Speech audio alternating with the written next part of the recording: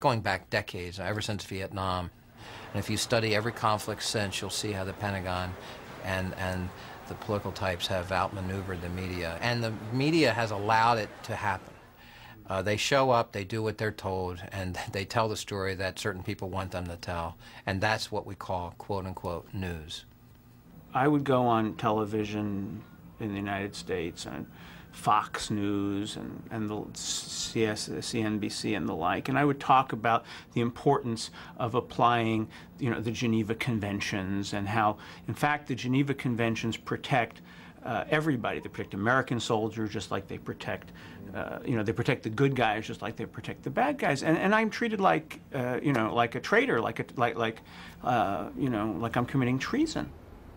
We have a perpetual war which gives the incumbent sitting president over there in the Oval Office a 10 to 15 point bounce on all public opinion. He is a wartime president, even though actually we're not at war.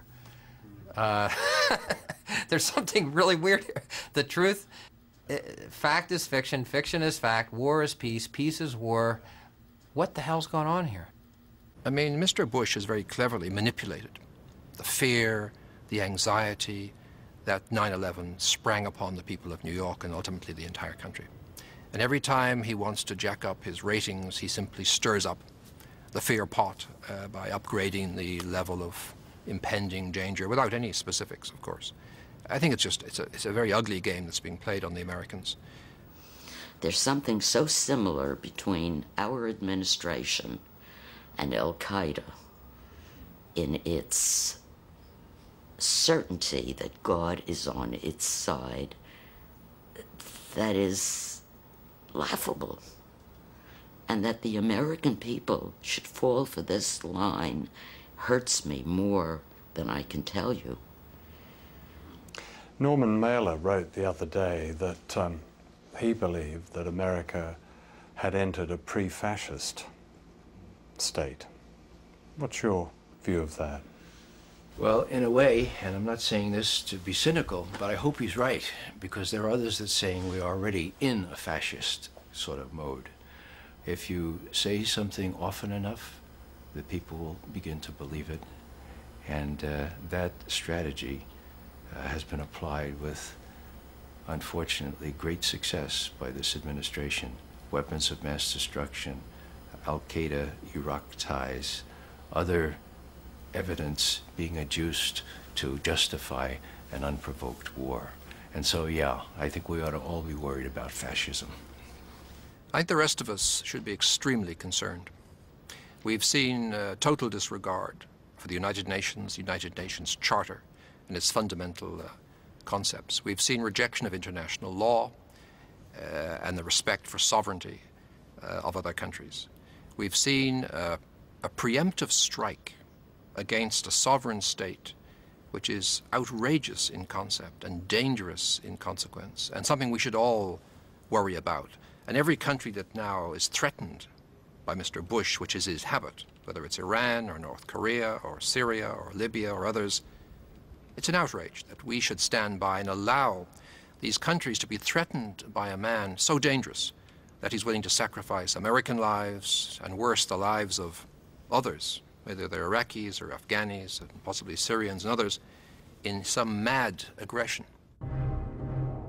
Aggression was at the core of the judgment at the Nuremberg trial of the German leadership following World War II.